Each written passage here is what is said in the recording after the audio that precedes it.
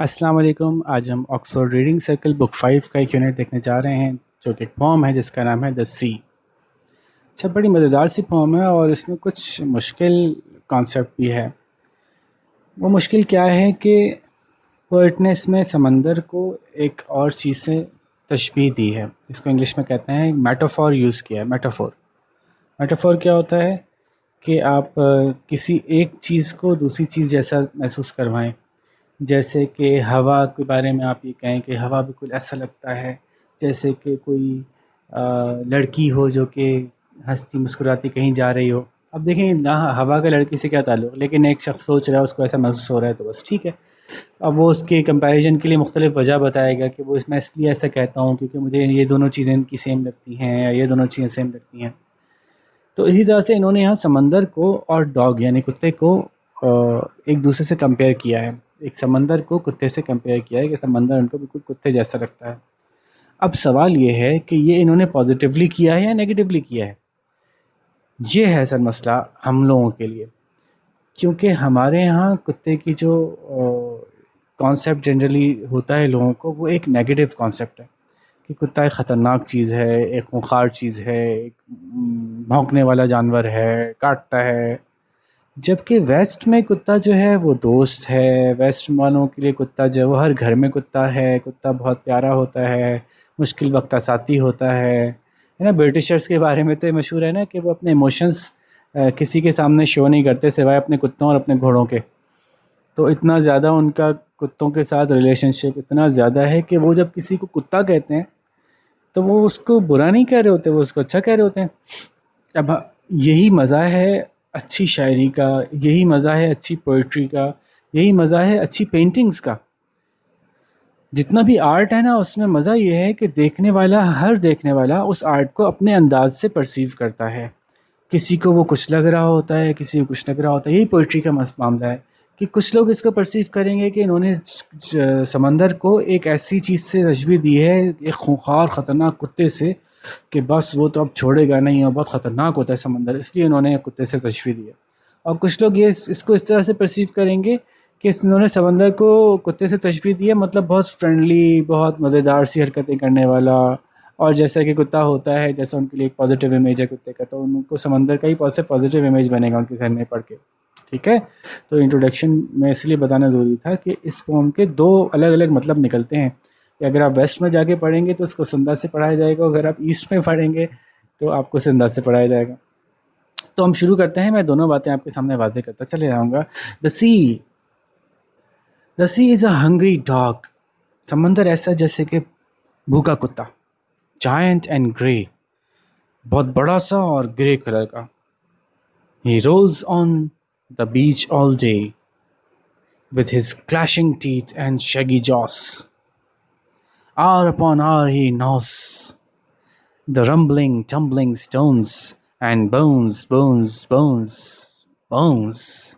The giant sea dog moans, licking his greasy paws. کیا ہوا کہ سمندر ایک بھوکے کتے کی طرح سے ہے، بڑا سا اور گرے کلر کا. اب وہ سمندر پہ سارا دن رول ہوتا رہتا ہے، ایسے الٹ پلٹ ہوتا رہتا ہے، قلع بازیاں کھاتا رہتا ہے. سمندر کی لہروں کو انہوں نے اس سے تشبیہ دی ہے کہ گول گول گھوم گھوم کے آتی ہیں، جیسے کہ کتا گول گول لوٹ پوٹ ہو رہا ہو. اور اس کے جو دانت ہیں جن کو کہ وہ چبا رہا ہے، اور اس کے جو جبڑے ہیں، اچھا جبڑا جب خالی جوز بولا جائے گا نا تو جوز کا مطلب تو جبڑا ہوتا ہے، لیکن شیگی جوز سے مراد تھوڑی کا نیچے والا حصہ ہے.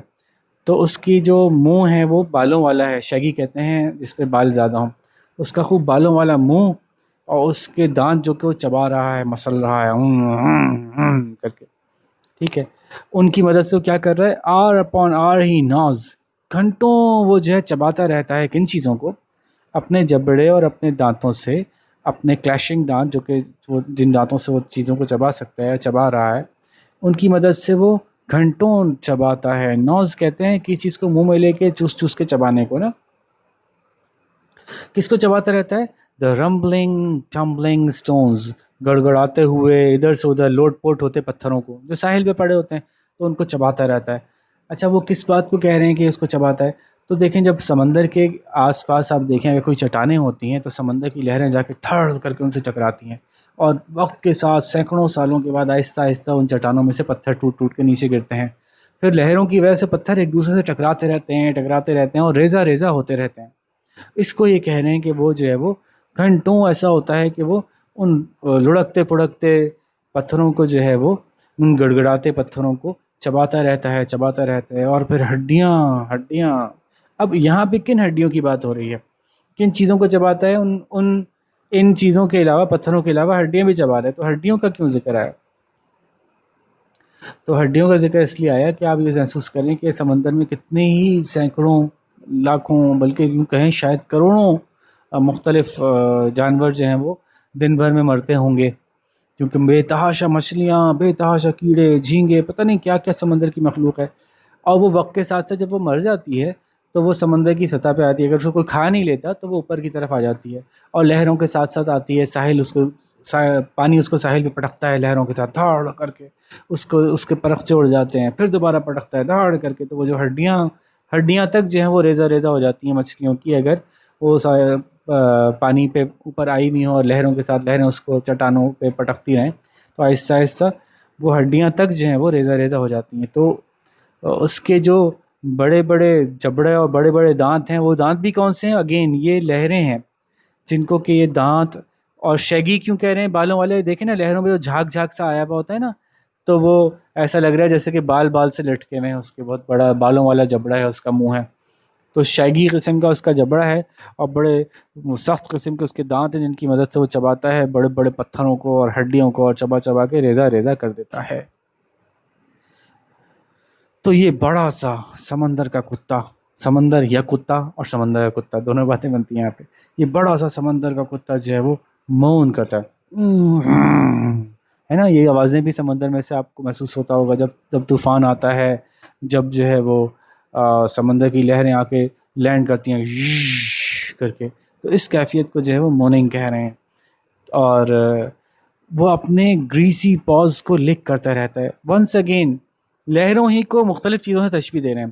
ایک دفعہ لہروں کو انہوں نے جو ہے وہ کتے کے رول کرنے سے تشبیہ دی تھی، کتا کروٹ بدلتا رہتا ہے یا کتا قلابازیاں کھاتا رہتا ہے ادھر سے ادھر، انہی لہروں کو اس نے جو ہے وہ دانتوں سے تشبیہ دی کہ دانت جو ہیں اس کے جیسے لہریں آ کے ساحل پہ ایسے پڑ رہی ہیں جیسے کوئی کتا اپنے دانت چلا رہا ہے، اپنے جبڑا چلا رہا ہے، اب انہی لہروں کو جو ہے وہ اس نے اس کی زبان سے بھی تشبیہ دی، ایسا لگتا ہے جیسے لہریں نہیں آ رہی بلکہ کتا اپنی زبان سے اپنے پنجوں کو چاٹ رہا ہے، لیکن ہز گریزی پاز، گریزی کب ہوتے ہیں اس کے پنجے؟ جب اس نے کوئی شکار کیا ہو، کتے نے کوئی شکار وکار کیا ہو، اس نے کوئی جانور پکڑا ہو تو اس کے پاؤں میں اس کا خون وون لگا ہوتا ہے، یا اس کے جو بھی اس نے کچھ کھایا ہوتا ہے تو اس کے پاؤں میں اس کی گریس سا، اس کی نمی سی موجود ہوتی ہے، تو پھر جب وہ کھا پی کے فارغ ہوتا ہے تو اپنے پنجے ونجے چاٹ کے ان کو صاف کرتا ہے، تو اب دوبارہ ان لہروں کو ہی اس نے ایسا ریفلیکٹ کیا ہے، ایسا کمپیئر کیا ہے جیسے کہ لہریں ہی اس کی ایک طرح سے زبان ہے جن کی مدد سے وہ اپنے پاؤں یا اپنے پنجے چاٹ رہا ہے، ایسا لگتا ہے، ٹھیک ہے۔ تو لہروں کو 3 دفعہ انہوں نے مختلف 3 چیزوں سے کمپیئر کر دیا، ایک دفعہ اس کے رول ہونے سے، پورے کتے کے رول ہونے سے، اور واقعی اگر آپ امیجن کرنا چاہیں نا تو آپ کو پھر ایسا محسوس ہونے لگتا ہے کہ ہاں ایسا سوچنے میں آ تو رہا ہے کہ لہریں آ رہی ہیں، ایسا لگ رہا ہے کہ کوئی کتا اپنے دانتوں سے چبا رہا ہے کوئی چیز، لہریں آ رہی ہیں ایسا لگ رہا ہے کہ کتا جو ہے وہ لوٹ پوٹ ہو رہا ہے، لہریں آ رہی ہیں ایسا لگ رہا ہے کہ کتا اپنی زبان سے اپنے پنجے چاٹ رہا ہے، تو واقعی اگر آپ امیجن کرنا چاہیں تو یہ سب کچھ آپ امیجن کر سکتے ہیں۔ اچھا اب آگے چلتے ہیں، سیزن چینج ہوتا ہے، پھر کیا ہوتا ہے؟ اور جب رات، اچھا پہلے پڑھ لیں، and when the night wind roars and the moon rocks in the stormy clouds, he bounds to his feet and snuffs and sniffs, shaking his wet sides over the cliffs, and howls and hollows long and loud. اور جب کہ رات کی ہوا تیزی سے چلنا شروع ہو اور چاند جو ہے the moon rocks in the stormy cloud، اور طوفانی سے بادل، بڑی تیزی سے بادل چلتے چلے آ رہے ہوتے ہیں، تو کبھی چاند ان میں چھپتا ہے، کبھی چاند ان میں نظر آتا ہے، تو ایسا لگ رہا ہے جیسے کہ چاند جو ہے ان میں ہچکولے لے رہا ہے، راک کر رہا ہے، یعنی جھولا جھول رہا ہے، کبھی نظر آتا ہے کبھی غائب ہو جاتا ہے چاند، چونکہ بادل طوفانی ہیں، آ رہے ہیں تیزی سے۔ جب ایسا صورتحال ہوتی ہے، آپ کو پتہ ہے نا کہ جب چاند کی وجہ سے، چاند کی اور ہوا کی وجہ سے سمندر کی لہروں میں اضافہ ہوتا ہے، سمندر اوپر چڑھتا ہے، ٹھیک ہے، تو یہ چاند کی کشش کی وجہ سے، چاند کی گریویٹی کی وجہ سے سمندر کی لہروں کے اوپر امپیکٹ آتا ہے۔ سملرلی تیز ہوا طوفانی چل رہی ہو تو بھی سمندر کی لہروں پہ اثر آتا ہے۔ تو چاند بھی ایسا لگتا ہے کہ بھرپور انداز میں موجود ہے، اور ادھر لہریں بھی جو ہیں وہ اسٹارمی کلاؤڈ سے اندازہ ہو رہا ہے، اور نائٹ ونڈ روئر سے اندازہ ہو رہا ہے، تیز ہوا چل رہی ہے رات کی، اور طوفانی بادل آ رہے ہیں۔ تو اس کی وجہ سے کیا ہوتا ہے، سمندر کی لہریں تیز ہو جاتی ہیں، اونچی اونچی لہریں آنا شروع ہو جاتی ہیں، اور ایسا لگ رہا ہے جیسے کہ ہی باؤنڈس ٹو ہز فیٹ، ایسا لگتا ہے کہ وہ اپنے پیروں پہ کھڑا ہو جاتا ہے۔ جیسے نا اچانک سے کہیں سے کسی چور کے آنے کی خبر ہوتی ہے کتے کو، تو ایک دم سے کتا ہوشیار ہو جاتا ہے، ایک دم سے کھڑا ہوتا ہے، سونگنا شروع کرتا ہے، کبھی ادھر سونگتا ہے کبھی ادھر سونگتا ہے۔ تو ہی سنفس اینڈ سنفس، اسنف بھی سونگنے کو کہتے ہیں، کسی چیز کو زور سے سونگ کے ناک کے اندر لے جانے کو، اور اسنف بھی سونگنے کو کہتے ہیں۔ تو وہ زور زور سے سونگنا شروع کر دیتا ہے۔ ایسا لگتا ہے یہ جو طوفانی ہوائیں چلیں تو اس میں جب سمندر کی لہریں تیز سے اٹھ رہی ہیں تو دیکھنے میں ایسا معلوم ہو رہا ہے کہ گویا کہ کتا جو ہے وہ اپنے پیروں پہ کھڑا ہو گیا ہو کسی وجہ سے، اچانک سے کسی غصے میں، یا کوئی اس کا شکار اس کو نظر آیا ہے، یا اس کو کوئی جو ہے وہ دشمن نظر آیا ہے کہ وہ حملہ کرنے کے لیے تیار ہے اور کھڑا ہو گیا، غرا رہا ہے، shaking his wet sides over the cliffs. اور وہ جب طوفانی لہریں تیز سے آتی ہیں اور کوئی چٹان موجود ہو تو اس میں چھن سے جا کے لہریں ٹکراتی ہیں چٹان سے، اور چاروں طرف پانی بکھر جاتا ہے۔ کبھی آپ کسی ایسے ساحلی علاقے میں بیٹھے ہو نا جہاں چٹانوں سے پانی ٹکراتا ہو، تو اس کی چٹانوں سے ٹکرانے کی وجہ سے بوندیں اڑ اڑ کے دور دور تک آ رہی ہوتی ہیں، کہ شاور کی طرح سے نا دور دور تک آ رہی ہوتی ہیں۔ تو اس کیفیت کو انہوں نے محسوس کیا ایسے جیسے کہ کتا ہے بلی نہا کے کسی سمندر میں سے یا پانی میں سے یا دریا میں سے یا کسی پول میں سے باہر نکلتے ہیں تو اپنی پوری باڈی کو کر کے پھڑپڑاتے ہیں تاکہ پورے بدن میں سے ان کا پانی جو ہے وہ جھڑ جائے۔ تو وہ چٹانوں سے ٹکرانے والے پانی کے ہوا میں بلند ہونے کو، اس کی بوندیں شاور ہونے کو وہ کمپیئر کر رہے ہیں shaking his wet sides over the cliff, جیسے کہ وہ کتا اپنی جسم کو پھڑپڑا کے اپنے پانی کو چاروں طرف ان پہاڑیوں پہ اس کی بچھاڑ کر رہا ہو۔ اور پھر وہ ہاولوز لانگ اینڈ ناؤن، بہت دیر تک بہت اونچی اور بہت دیر تک اور بہت اونچی آواز میں وہ چلاتا ہے۔ کتے کی جو آوازیں ہوتی ہیں نا او کر کے، تو وہ سمندر جب طوفانی سمندر ہوتا ہے تو اس کی ظاہر ہے چٹانوں سے ٹکرانے کی اور ساحل سے ٹکرانے کی آواز بڑھ جاتی ہے، تو اس کی جو اونچی بڑھی ہوئی آواز ہے اس کو انہوں نے کتے کی ہاؤلز سے جو ہے وہ کمپیئر کیا ہے۔ ہاؤلز اور ہیلوز دونوں ہی چیخدار آوازیں، اونچی آوازیں ہیں۔ تو ایک موسم انہوں نے بتایا، ایک خاص موسم، کہ جب طوفان آیا ہوا ہو اور چاند بھی ایسا ہو کہ جو اس وقت اس سچویشن میں موجود ہو جہاں پہ کہ سمندر اس کی وجہ سے چڑھ جائے، تو چڑھا ہوا سمندر ان کو ایسا دکھتا ہے جیسے کہ کتا جو ہے وہ ہوشیار ہو کے کھڑا ہو گیا ہے اور ادھر ادھر سونگ رہا ہے، اور کبھی اپنے جسم کو پھریریاں لے رہا ہے، اور اس کی وجہ سے پانی کی بوچھاڑ ادھر ادھر ہو رہی ہے، اور خوب زور سے آوازوں میں جو ہے وہ اپنے بھونک رہا ہے اور ہاؤل کر رہا ہے۔ لیکن ایک موسم ایسا بھی آتا ہے، کیسا؟ بٹ آن کوائٹ ڈیز ان مئی اور جون، لیکن مئی اور جون کے بعض اوقات ایسے خاموش دن بھی ہوتے ہیں کہ when even the grasses on the dune play no more their reedy tune, with his head between his paws he lies on the sandy shores, so quiet he scarcely snores۔ کیا ہوا کہ کبھی کبھی ایسے بھی دن آتے ہیں مئی جون کے مہینوں میں، ایسے خاموش دن بھی آتے ہیں کہ اتنی خاموشی ہوتی ہے، ہوا اتنے خاموش ہو چکی ہوتی ہے، کچھ بھی نہیں چل رہا ہوتا، کہ وہ جو گھاس بھی لگی ہوتی ہے نا وہ بھی بالکل خاموش ہو چکی ہوتی ہے، اور اپنی جو بڑی اونچی آواز میں کچھ بانسری سی بجاتی ہے وہ بھی نہیں بجا رہی ہوتی ہے۔ اچھا، اس پورے سینٹنس کا ایک ساتھ مطلب سمجھنا پڑے گا آپ کو۔ ایون دا گراسز آن دا ڈیون، وہ ٹیلوں پہ لگی ہوئی گھاس بھی اب مزید کوئی میوزک نہیں بجا رہی، وہ جو اونچی آواز میں میوزک بجاتے ہیں وہ کون سی آواز ہوتی ہے؟ آپ کو اگر محسوس ہو کہ اگر کسی علاقے میں ٹیلوں والا علاقہ ہے وہاں تیز ہوا چلے تو ایسی آواز آتی ہے نا، یہ جو تیز اونچی آواز میں اس طرح کی آواز آتی ہے، یہ ریڈی ٹیون کہہ رہے ہیں اس کو، اونچی باریک آواز میں جو ٹیون نکلتی تھی۔ یہ نکلتی کیوں تھی؟ کیونکہ تیز ہوا چلتی تھی۔ اب اس وقت یہ کون سا مہینے چل رہے ہیں؟ ایک ایسے مہینے چل رہے ہیں جہاں پہ جس علاقے میں شاعر رہتے ہیں وہاں پہ اس وقت سمندر خاموش ہے اور تیز ہوا نہیں چل رہی، اور جو ہے وہ اتنی خاموشی ہے کہ وہ جو ان ٹیلوں کے اوپر سے ہوا ٹکرا کے جو آواز آتی تھی، جس کو کہ وہ کہتے ہیں کہ یہ اس وہاں کی لگی گھاس میں سے آواز آتی تھی۔ ایکچولی گھاس میں سے آواز نہیں آ رہی ہوتی تھی، وہ ٹیلوں کے شیپ ایسا ہوتا تھا کہ اس سے ہوا ٹکرا کے چلتی تھی، تو ہوا کے کٹنے کی وجہ سے ایک سیٹی کی سی آواز پیدا ہوتی ہے۔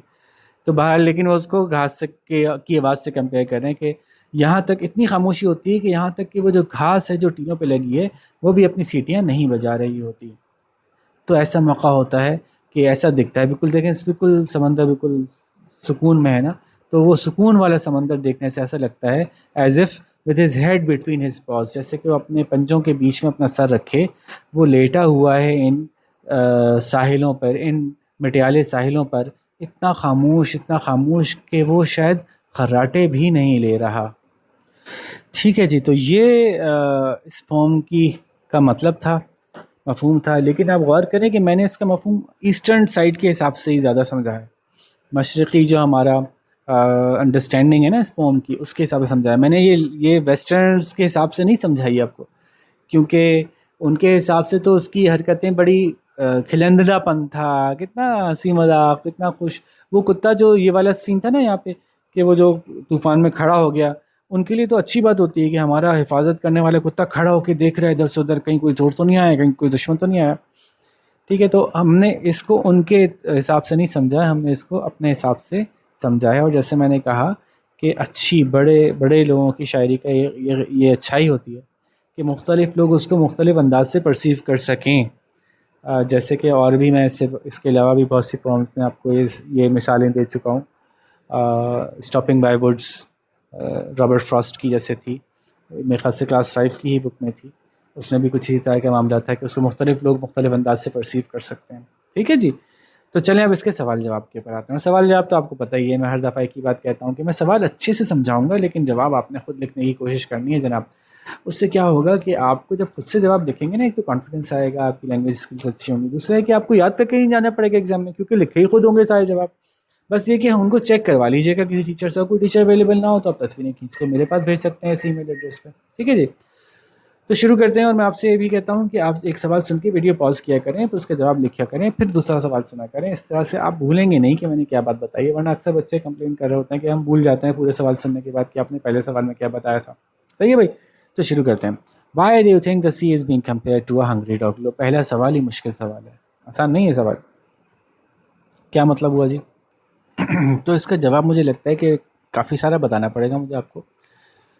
تو وی تھنک یا I think the sea is being compared to a hungry dog because تو آپ شروع کر لگ دیں گے جواب کا.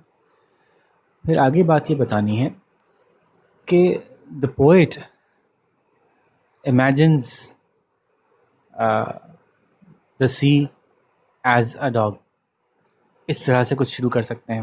ایگزیکٹلی یہ جملہ نہیں لکھیے گا، میں صرف آئیڈیا دے رہا ہوں کہ بات اس طرح سے کی جا سکتی ہے کہ it is the imagination of the poet. یہ ایک حوالہ دیا جا سکتا ہے، یا یوں کہا جا سکتا ہے کہ for the poet the sea looks just like a dog and he imagines as if the sea is a dog who is hungry and he knows and he sleeps and he jumps on his legs. All he finds a lot of similarities between sea and the dog. اس طرح کے کچھ جملے استعمال کرنے ہوں گے یہاں پہ آپ کو. ٹھیک ہے، کہ کیوں کیا گیا؟ کیونکہ شاعر کی امیجنیشن میں سمندر جو ہے وہ کتے جیسا دکھ رہا ہے، اس لیے یہاں پہ شاعر نے سمندر کو کتے سے کمپیئر کیا ہے. صحیح ہے، تو یہ آپ جواب بنائیے، آپ دیکھیں کیسے بناتے ہیں، پھر ہم کوسچن 2 پہ چلتے ہیں. پاز کر لیجیے ویڈیو کو. What gets nod? تو یہ تو بہت آسان سا سوال ہے. ڈیش گیٹس ناڈ، ڈیش آئے گا واٹ کی جگہ، کوسچن مارک ہٹ جائے گا. اب ڈیش میں کیا آئے گا؟ وہ پتھر جو تھے نا ان کو نو کیا جا رہا تھا، تو یہ لکھ دیجیے گا. تو بہت ہی آسان سوال ہے، اس کا جواب جلدی سے لکھ لیں، پھر 3 پہ چلتے ہیں پاز کر کے. Question number 3، read the پوم.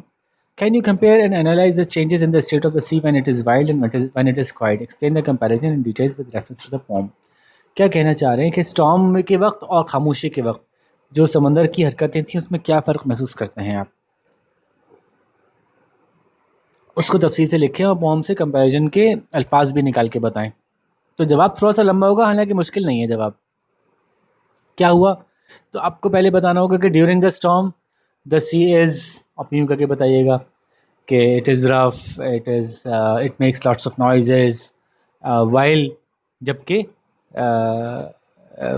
When the sea is calm it is very quiet and it does not make lots of noises, and its waves do not crash onto the cliffs and all that. ٹھیک ہے، تو یہ ایک comparison ہو گیا کہ جب storm کے درمیان سمندر بہت رف ہوتا ہے، بہت زیادہ شور مچاتا ہے، جبکہ جو خاموش مہینے ہوتے ہیں اس کے اندر سمندر جو ہے وہ اس کی لہریں بھی بالکل سکون میں ہوتی ہیں، وہ شور بھی نہیں مچاتی. تو لہروں کا اچھلنا اور شور مچانا، اس کے لیے جو الفاظ یوز کیے گئے ہیں تو وہ آپ بتا سکتے ہیں کہ جو پہلے والے کیس میں استعمال کیے گئے ہیں لہروں کو چھڑنے شور مچانے کے اوپر، تو اس میں مختلف الفاظ یوز کیے گئے ہیں. فار ایگزامپل رور ہے، ہاؤلز ہیں، ہے نا، اسنف اور سنف ہے، نوز ہے، کلیشنگ ٹیتھس ہیں، یہ سب جو ہیں وہ اس کے شور مچانے اور چھلنے کے اوپر استعمال کیے گئے ہیں. جبکہ جو کامنس کو ریفر کیا انہوں نے پوم کے اندر، اس کے الفاظ جو لکھنے ہیں the words that the poet has used to reflect to refer to the calmness of the sea in the second state، تو وہ کون کون سے ہیں؟ اس میں quiet ہیں، lies، it lies جیسے کہ سو رہا ہے، its head between the paws، اپنا سر اپنے پنجوں پہ رکھ کے سو رہا ہے. تو یہ ساری چیزیں اس کی پیسفل ہونے کی نشاندہی کریں. تو یہ الفاظ آخر میں آپ اس کی طرف سے ریفلیکٹ کر دیں گے. سمجھ میں آ رہی ہے نا بات؟ تو پہلے تو بتائیں گے کہ دونوں اسٹیٹس میں کیا فرق ہے. پہلی اسٹیٹ میں شور مچا رہا ہے، دوسری اسٹیٹ میں خاموش ہے. وہ کون سے الفاظ ہیں شور مچانے کے لیے ریفلیکٹ ہو رہے ہیں وہ میں نے بتا دی. وہ کون سے الفاظ ہیں جو کہ خاموش ہونے کے لیے ریفلیکٹ ہو رہے ہیں وہ میں نے بتا دی، وہ بھی لکھنے ہوں گے. اب جواب بنائیے. اب اس کا دیکھتے ہیں آپ کیسے بناتے ہیں پاز کر کے. پھر کوشچن 4 پہ چلتے ہیں. Question 4. When you last went to the sea, was it wild or quiet? Describe the sea in detail using reference from the poem. آپ جب لاسٹ ٹائم سمندر میں گئے تھے تو کوائٹ تھا یا رف تھا؟ کبھی سمندر رف ہوتا ہے، کبھی سمندر کوائٹ ہوتا ہے. تو آپ جب لاسٹ ٹائم گئے تھے تو کیسا تھا؟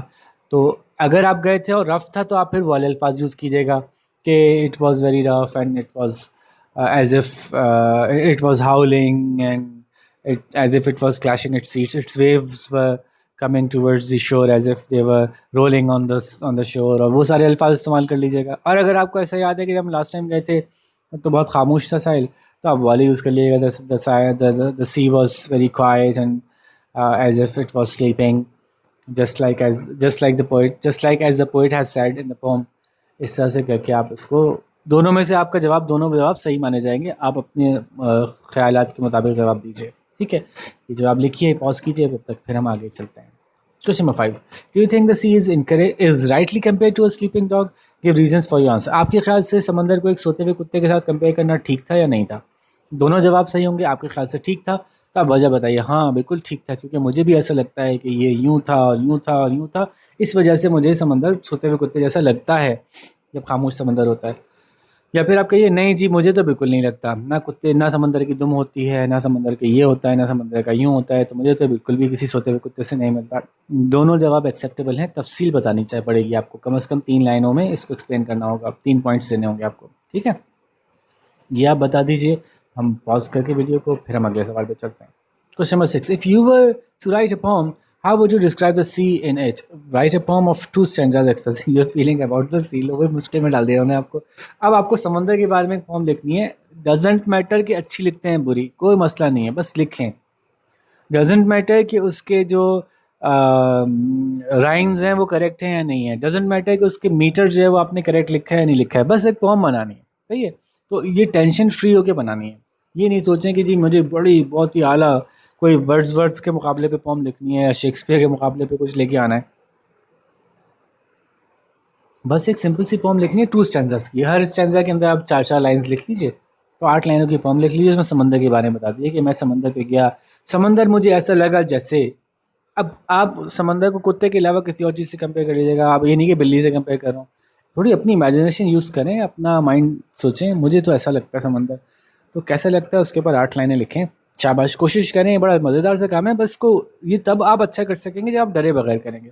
کوئی لمٹ نہیں ہے. ٹھیک ہے، اس پہ آپ کو کوئی یہ نہیں کہنے والا کہ میٹر صحیح کیوں نہیں تھا، کیونکہ ہم سب سمجھتے ہیں کہ آپ بچے ہیں، آپ اسٹوڈنٹ ہیں، آپ اس کو اتنا اچھا نہیں بنا سکیں گے.